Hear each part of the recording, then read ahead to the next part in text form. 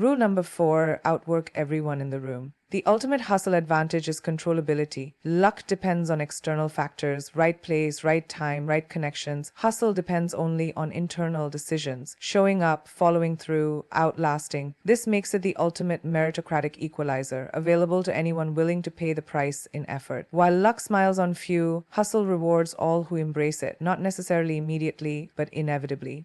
The universe respects those who respect its fundamental law. Consistent action creates corresponding results. In the long run, hustle doesn't just beat luck, it renders it irrelevant by making its own luck every single time. The path to extraordinary achievement follows a paradoxical truth. The challenges never diminish, but your capacity to meet them expands exponentially. This fundamental reality separates those who burn out from those who break through. Early struggles that once felt overwhelming become manageable, not because the weight lightens, but because your mental muscles develop the strength to bear heavier loads. The entrepreneur facing their first cash crunch feels existential panic, while the seasoned founder interprets similar crises as routine obstacles to navigate. Both face comparable objective difficulties, but the latter has been hardened by repeated exposure to adversity. This transformative process, whereby sustained effort forges unshakable resilience, follows the same principles as strength training. Progressive overload breaks you down just enough to stimulate growth, making yesterday's impossible today's warm-up. Neuroscience reveals the biological foundations of this phenomenon. Chronic but manageable stress triggers the release of brain-derived neurotrophic factor, BDNF, a protein that stimulates neural growth and enhances cognitive function. Simultaneously, the pituitary gland increases production of IGF-1, promoting synaptic plasticity. This means each time you push through demanding work, you're not just completing tasks, you're literally upgrading your brain's hardware to handle greater complexity. The corporate lawyer pulling consecutive all-nighters during their first merger deal isn't merely surviving the experience, they're developing the neural infrastructure that will make their 10th deal feel routine.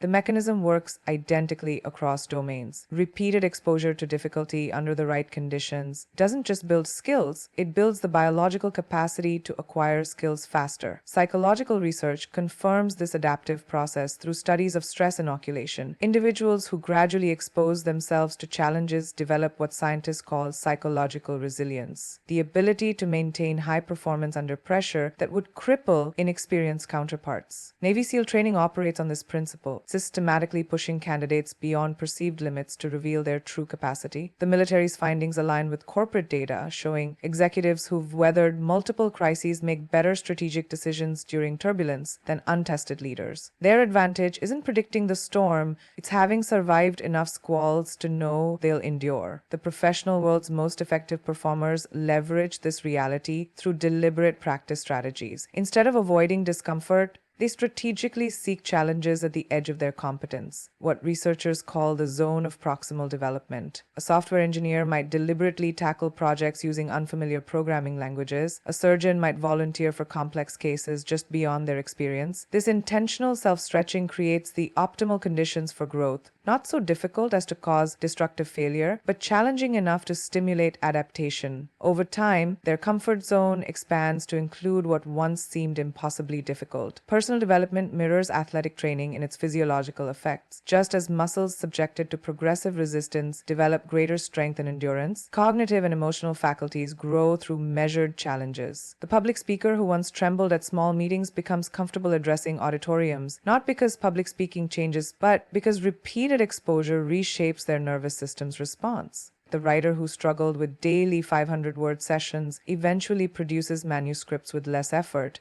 not because writing itself becomes easier, but because their creative stamina has been systematically built through consistent practice. This principle explains why early career struggles often prove more formative than later successes. The sales professional who had to cold call hundreds of prospects develops thicker skin and sharper instincts than one who inherited a client book. The researcher who endured multiple rejected papers gains deeper understanding than one whose first submission was accepted. These individuals don't just accumulate knowledge, they develop meta skills for overcoming obstacles that make subsequent challenges feel less daunting. Their greatest advantage isn't what they know, but their proven ability to push through not knowing. The most successful individuals reframe their relationship with difficulty accordingly. Where others see grind as something to endure until life gets easier, they recognize it as the crucible that forges their competitive edge. Their focus shifts from avoiding hardship to strategically selecting which forms of hardship will yield the most growth. They understand that avoiding struggle means capping their potential, while embracing the right kinds of struggle means continuously expanding their capacity for excellence. In a world where most people seek shortcuts around difficulty, those who willingly meet challenges head-on develop the rarest commodity of all, the ability to thrive where others merely survive. The most transformative successes are built not through explosive breakthroughs, but through the quiet accumulation of marginal gains. This principle, that small consistent improvements compound into extraordinary results, runs counter to our cultural obsession with overnight transformations, yet stands as an immutable law of sustainable achievement. A 1% daily enhancement seems insignificant in isolation, but compounded over a year, it creates a 37-fold improvement. The math doesn't lie. Microscopic gains, systematically applied, seem simplistic, but implies create macroscopic results. The writer drafting a single page daily completes multiple novels annually. The investor consistently outperforming benchmarks by fractions of a percentage point amasses generational wealth. The executive refining one management technique each week becomes an industry leader through hundreds of subtle optimizations. These practitioners understand that excellence isn't an event. It's a process measured not in quantum leaps but in millimeters of daily progress. Neuroscience reveals why this approach outperforms sporadic intensity. The brain's plasticity responds optimally to steady, incremental challenges rather than erratic overload. When we practice a skill in focused daily sessions, myelin, the fatty insulation around neural pathways, accumulates in precise layers that accelerate signal transmission. This biological process explains why 20 minutes of daily language study yields greater fluency than 8-hour weekend cram sessions. The body adapts identically. Muscles develop through regular progressive resistance, not occasional heroic lifts. These physiological truths confirm that sustainable improvement follows the rhythm of nature itself. Oak trees growing imperceptibly daily, rivers carving canyons through persistent flow. Human potential unfolds through identical laws of gradual, relentless accumulation. The business world's highest performers operationalize this principle through continuous improvement methodologies. Japanese Kaizen philosophy builds world-class manufacturing through employee-suggested micro-optimizations. Silicon Valley's agile development relies on iterative 2-week sprints rather than monolithic launches. Professional services firms conduct weekly lessons learned reviews to incrementally enhance client delivery. These systems succeed because they recognize that massive change overwhelms human psychology and organizational inertia, while small adjustments become habitual. The corporate team improving meeting efficiency by 5% weekly soon operates at twice the productivity of competitors. The salesperson adding 3 quality prospect interactions daily outpaces peers relying on sporadic bursts. Their advantage compounds, invisibly at first, then becomes unbridgeable. Psychological research identifies the aggregation of marginal gains as the most reliable path to mastery. Studies of elite performers across fields reveal they differ from peers not through dramatic differences in talent, but through obsessive attention to refining microscopic elements of their craft. Olympic swimmers shave hundreds of seconds through hundreds of micro-adjustments. Hand-end triangles, turn techniques, even sleep hygiene. Master musicians dissect compositions into measure-by-measure perfections. This granular focus achieves what grand gestures cannot. The elimination of weaknesses so thorough that overall performance appears flawless. Their genius lies in recognizing that excellence is what's left after subtracting all imperfections. Personal development follows identical dynamics. Reading 20 pages daily amounts to 36 books yearly, a top 1% intellectual intake. Saving 20 per day gross over 20 per day gross over 500,000 in 30 years at modest returns. 15 minutes of daily meditation restructures neural pathways as effectively as retreats. These routines succeed where ambitious resolutions fail because they bypass resistance.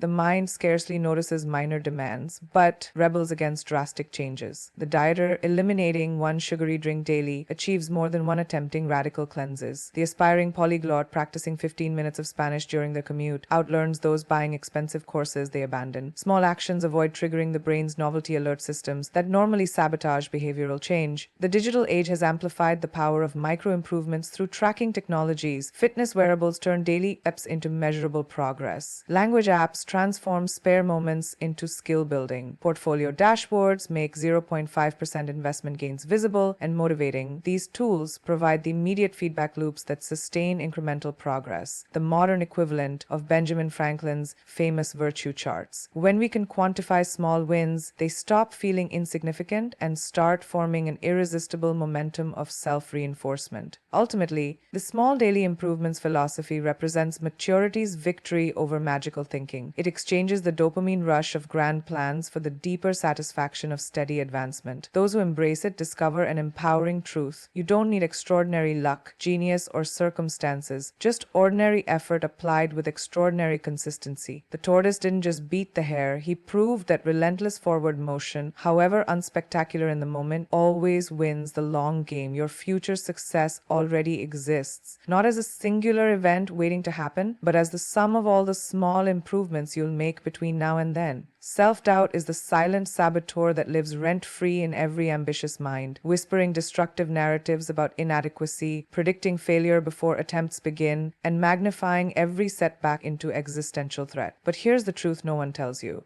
Doubt only wins when you stop moving. The most successful people aren't those who never experience uncertainty. They're the ones who refuse to let it dictate their effort. They've learned to weaponize action against hesitation, using relentless forward motion as psychological armor. The writer pushing through a first draft despite inner criticism, the entrepreneur making cold calls while palms sweat, the student studying through waves of imposter syndrome. These individuals don't wait for confidence to arrive. They outwork their insecurity by producing results that render doubt irrelevant. Neuroscience explains why this strategy works. The brain's default mode network, responsible for self-referential thoughts, activates most intensely during passive moments. When idle, we ruminate on fears, replay past failures, and catastrophize future outcomes. But focused effort triggers the task-positive network, suppressing destructive mental chatter through sheer cognitive occupation. This explains why action feels therapeutic. It literally changes your brain state from self-critical to solution-oriented. The athlete grinding through drills, the coder debugging through frustration, the artist iterating past creative blocks. They're not just building skills, but starving doubt of oxygen by occupying mental bandwidth with productive work. The professional world's highest achievers share this trait. They've turned preemptive hustle into a defense mechanism.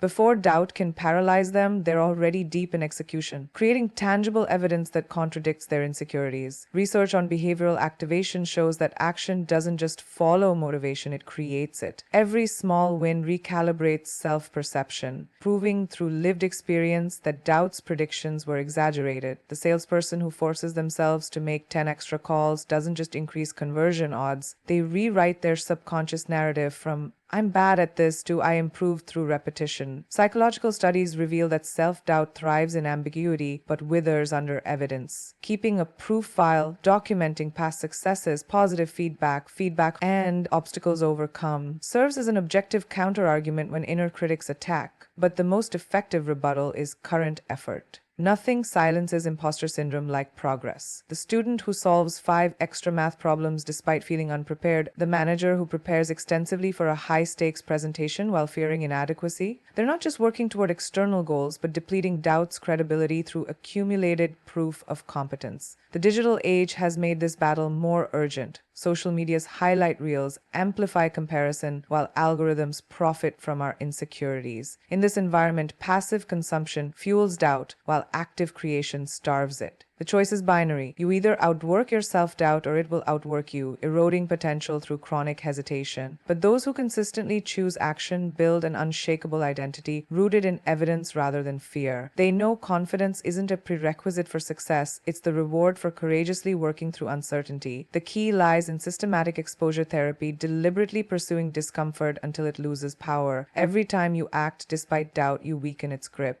Over time, what once triggered panic becomes routine, not because the challenge changed, but because you've rewired your response. The speaker who once trembled at small meetings now commands auditoriums, not because public speaking got easier, but because they repeatedly outworked their nerves until confidence became inevitable. Ultimately, self-doubt is paper tiger. It roars loudly but crumbles under consistent effort.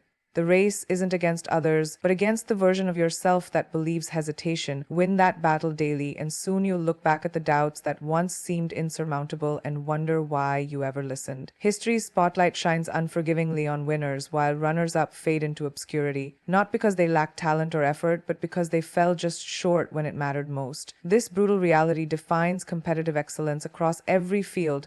Olympic silver medalists become footnotes while gold winners secure endorsements. Tech pioneers like Apple dominate cultural memory while equally innovative competitors like BlackBerry vanish from public consciousness. The pattern holds in science, arts, and business. Breakthroughs belong to those who cross the finish line first, even if by milliseconds or market share percentages. This isn't about fairness. It's about how human attention and rewards operate at scale. The psychological phenomenon known as serial position effect ensures we best recall first place finishers while forgetting those immediately behind them, a cognitive bias that magnifies the already substantial advantages of winning. Neuroscience reveals why winning imprints so deeply in collective memory. Brain scans show that witnessing exceptional achievement triggers dopamine release in observers, creating stronger neural encoding of the victor's identity. This biochemical advantage compounds over time. Winners gain more opportunities to reinforce their status through media coverage, speaking engagements, and repeat performances. Meanwhile, second-place finishers must expend exponentially more effort just to maintain visibility. The margin between first and second may be razor-thin objectively,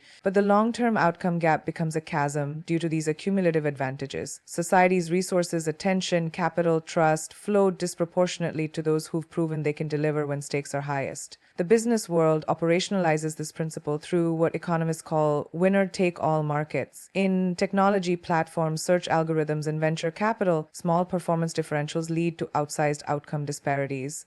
Google dominates search not because it's marginally better than competitors, but because its slight early advantage triggered network effects that became insurmountable. Startup ecosystems demonstrate this ruthlessly. The first company to gain traction in a new category often absorbs most available funding and talent, leaving equally worthy competitors stranded. These dynamics reward a specific mindset.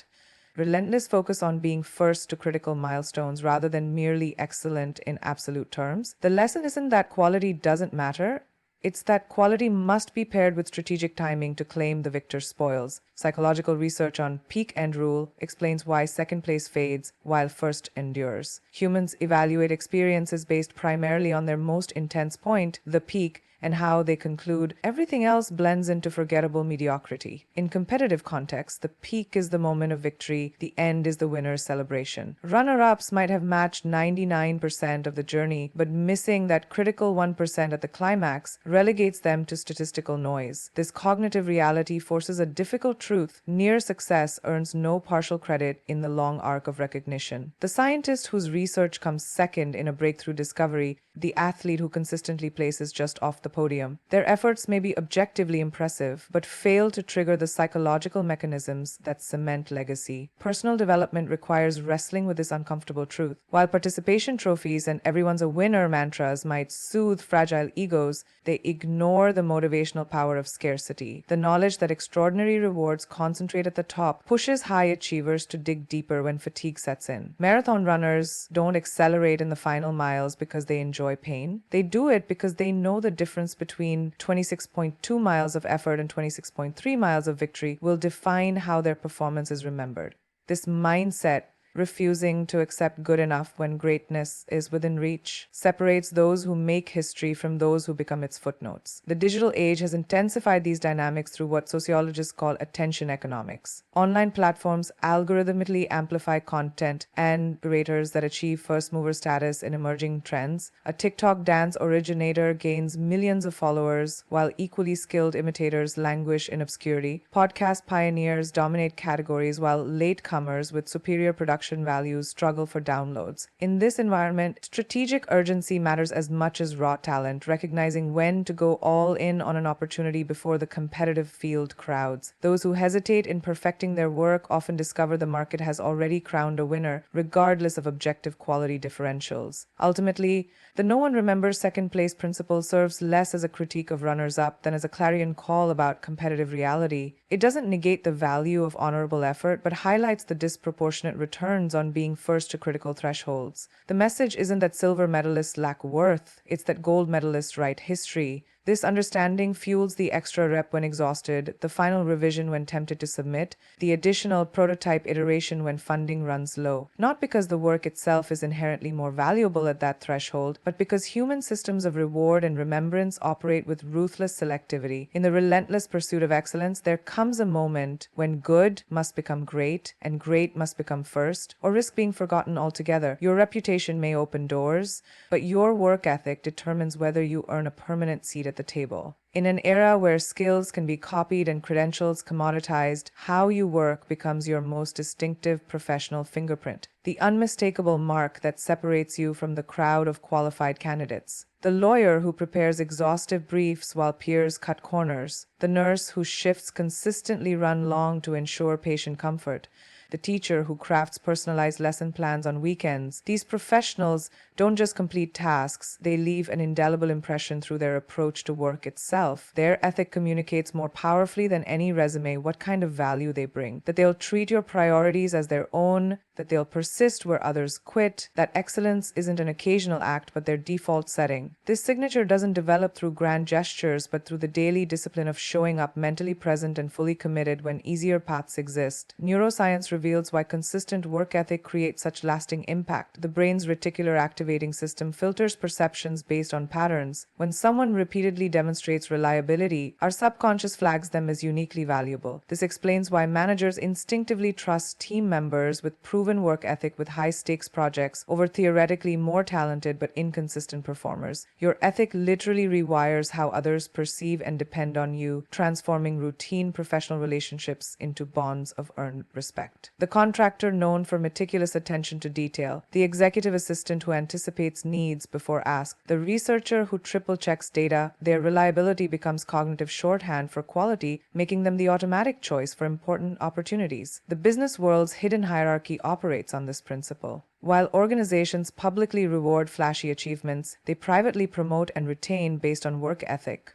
The steady performers who make the machine run smoothly day after day. Silicon Valley's elite engineering teams, Wall Street's top deal, and Hollywood's most sought-after crews share this trait, an almost obsessive commitment to outworking expectations. Their ethic becomes self-reinforcing. The more they deliver, the more they're trusted with challenging assignments that further hone their abilities. This virtuous cycle separates career professionals from temporary players, creating compound interest on every ounce of effort invested. Psychological research identifies work ethic as the single most accurate predictor of long-term success across fields. The famous marshmallow test measuring childhood delayed gratification actually tracks work ethic's foundations, the capacity to sacrifice immediate comfort for future gain. Adults scoring high in conscientiousness, the personality trait most closely linked to strong work ethic, consistently achieve higher earnings, higher promotion, higher ethics, turn a constant switch in work to support work ethic, decision-making, and actively achieve higher degrees, better health outcomes, and greater career satisfaction. Their advantage isn't innate talent, but systematic self-regulation, the ability to align actions with goals, regardless of fluctuating motivation. This explains why work ethic often beats IQ in professional achievement. It's the delivery system that transforms potential into results. The digital age has made work ethic more visible and more valuable than ever before. Remote work tools track output objectively, making consistent performers stand out. Project management software highlights who reliably meets deadlines versus who makes excuses. In an attention economy where distractions multiply exponentially, the simple ability to focus deeply becomes a premium skill. Your online presence, whether updating a GitHub repository daily or consistently engaging your professional network, builds an incontrovertible record of your approach to work. While others chase hacks and shortcuts, those with signature work ethics accumulate unassailable reputations through visible, verifiable effort. Personal branding now hinges on work ethic as differentiator.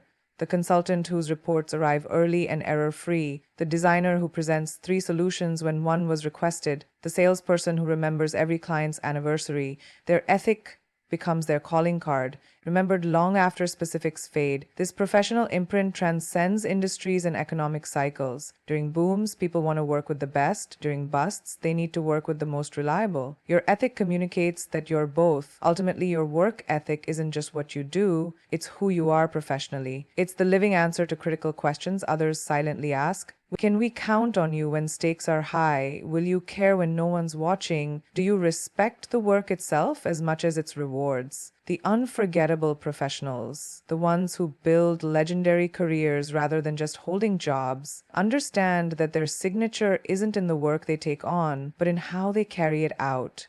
They leave every assignment, every collaboration, every project unmistakably marked by their commitment to excellence. In a world awash with talent but starved for reliability, that signature becomes your most valuable currency.